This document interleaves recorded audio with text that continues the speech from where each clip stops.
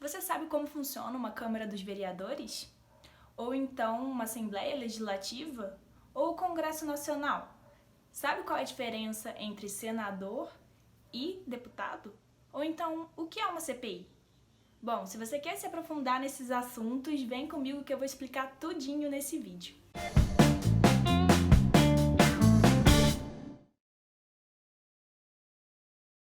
Antes de mais nada, é importante a gente saber que uma das principais funções do Poder Legislativo, como o Ian já disse um pouco no vídeo dele e o Máximo também no vídeo dele, é a criação de leis e a fiscalização do Poder Executivo. Bom, para a gente entender o Poder Legislativo aqui no Brasil, a gente precisa saber que ele é estruturado por casas legislativas e cada âmbito possui a sua. Por exemplo, no âmbito municipal, a gente tem a Câmara dos Vereadores, que é composta pelos vereadores.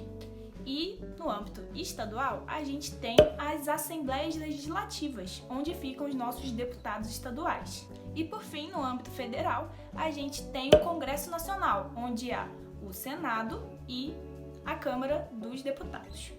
Então, para a gente entender como funcionam cada uma dessas casas legislativas, a gente precisa entender como elas são estruturadas. Então, eu separei esse vídeo em alguns tópicos para a gente entender isso melhor. Vamos lá? Bom, o plenário. O plenário, ele pode ser, esse termo pode ser usado tanto para a gente chamar o local físico onde acontecem essas reuniões, essas deliberações, como a gente pode chamar também de plenário a própria reunião deliberativa em si. O que significa?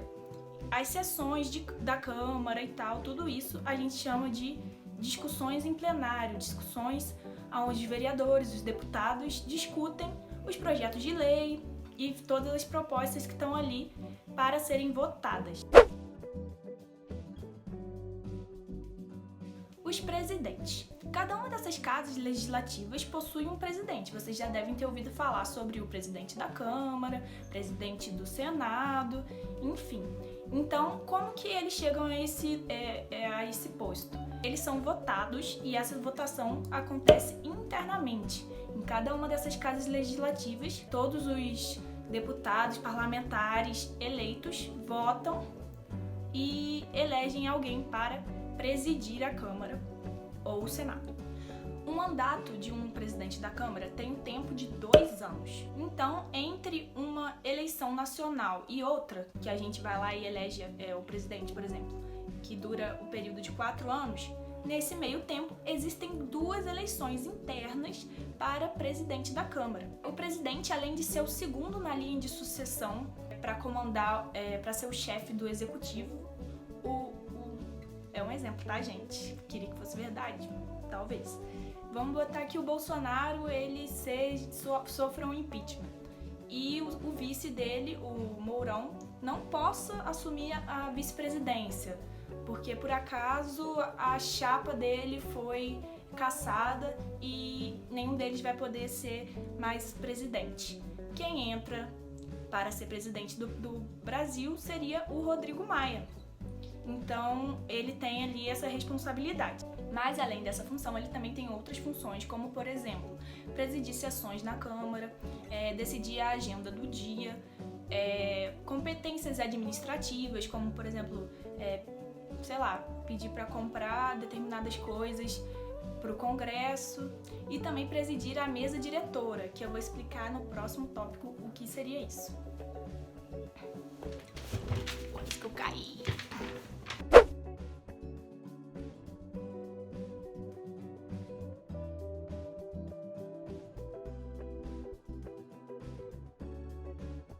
Bom, nas mesmas eleições em que é escolhido o presidente da Câmara, existe as eleições para a mesa diretora no geral, assim. Tanto no Congresso Nacional, como na Assembleia Legislativa, como nas câmaras municipais. Então, junto com o presidente da Câmara, existe uma equipe que vai trabalhar ali com ele.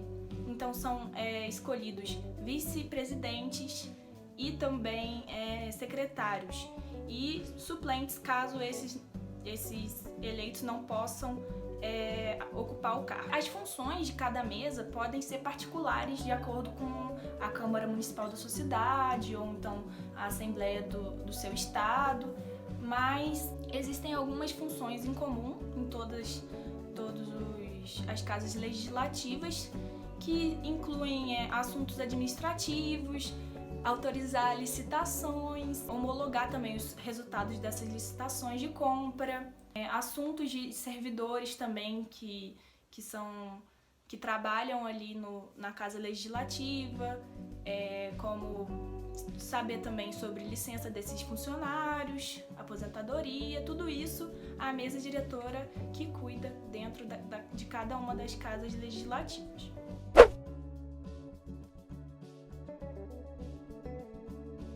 Os colégios de líderes, embora não existam em câmaras municipais, por exemplo, porque ali tem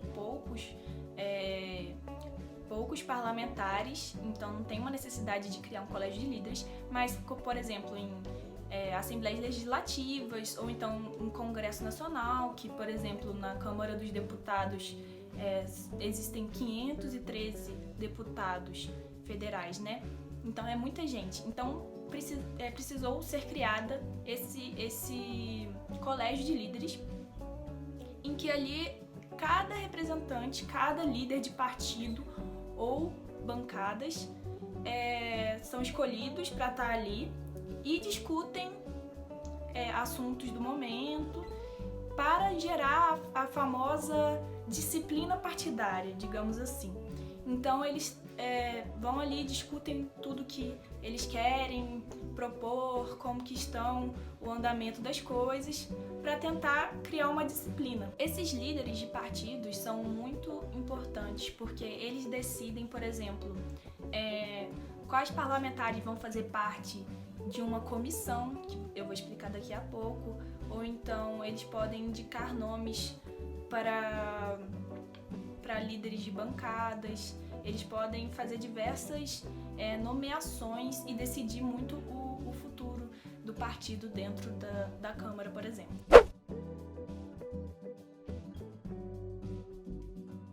Bom, as comissões são muito importantes dentro de uma casa legislativa. Por quê? Porque eles decidem muito o rumo de vários assuntos relevantes para o nosso país. Existem 3 tipos de comissões: as comissões permanentes, as comissões temporárias e as comissões mistas. Começando pelas comissões permanentes, existe uma das mais comentadas, que é a Comissão de Constituição e Justiça. Elas existem para avaliar se os projetos que vão ser avaliados estão dentro das leis já existentes. Existem também outras, como por exemplo da educação, comissão de turismo, de vários assuntos no geral. Então elas já existem. Também pode ser que uma proposta de lei, por exemplo, passe por essa comissão e ela vá direto para o Senado revisar e aprovar. Então, por exemplo, pode ser que uma proposta de lei seja aprovada por uma comissão e não precise ir para o plenário aprovar, para todos os deputados votarem ali. Só de passar pela comissão, ela já é aprovada na Câmara e vai para o Senado aprovar depois ou não. Esse é mais difícil. As comissões temporárias. Bom, elas são comissões que elas existem para tratar de assuntos muito específicos, então elas têm uma data para início e fim. Dentro dessas temporárias existem as famosas CPIs, que são comissões parlamentares de inquérito, e elas são abertas para tratar de assuntos super relevantes em âmbito nacional, seja no setor econômico, político, corrupção, é o que a gente mais está familiarizado aí, são de CPIs criadas para escândalos de corrupção, por exemplo. E aí elas têm um tempo de 120 dias para existir, com a possibilidade de estender aí para mais 60 dias. Quem indica os parlamentares para integrar essa comissão são os líderes de partidos ou de bancadas. que indicam de acordo também com a proporcionalidade da sua representação dentro da Casa Legislativa. Então, por exemplo, um partido que tenha mais cadeiras no Congresso tem mais parlamentares em uma comissão dessas, por exemplo. E por fim, as comissões mistas são compostas tanto por deputados como por senadores, e elas acontecem só existem, né, no âmbito federal, no Congresso Nacional, porque é a única casa legislativa que é bicameral, que existem, né, duas câmaras separadas de parlamentares. E nesse tipo de comissão também tem a possibilidade de aprovar alguma coisa sem precisar mandar para plenário, para votação de todos os deputados. Eles podem decidir somente entre eles ali da própria comissão.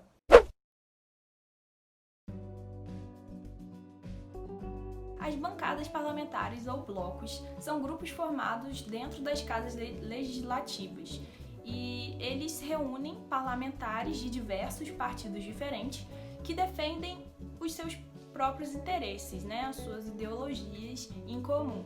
Por exemplo, temos aí a bancada evangélica, que é uma das maiores.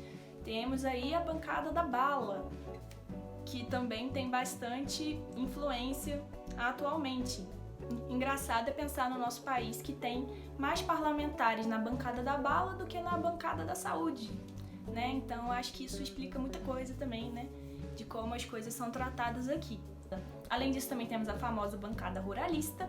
Existe também uma com bastantes parlamentares, que é a bancada dos parentes, que defende...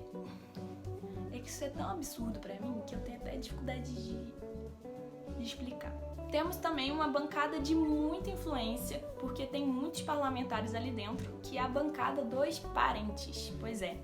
É uma bancada em que eles se juntam, principalmente parlamentares que estão na política já por muito tempo, né? A família está há muito tempo na política, então eles defendem ali uma dinastia de poder, né?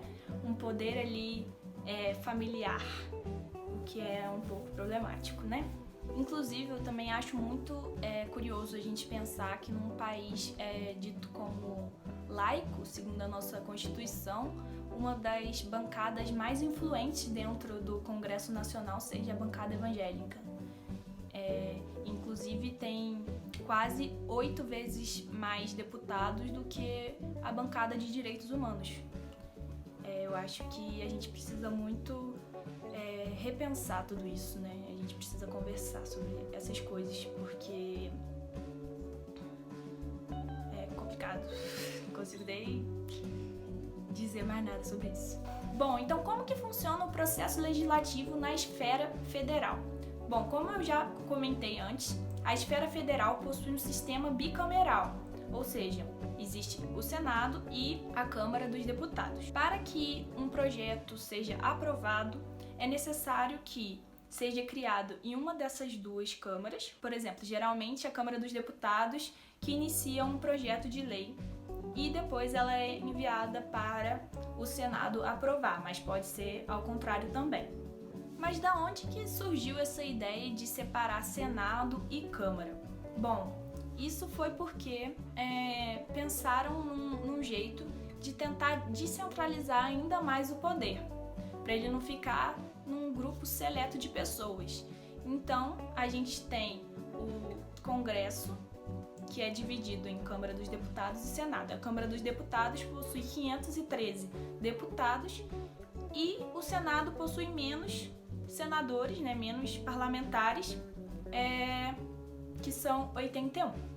Já no âmbito estadual e municipal não há esse sistema bicameral. Então, eles fazem aprovado ali mesmo ou não esse projeto.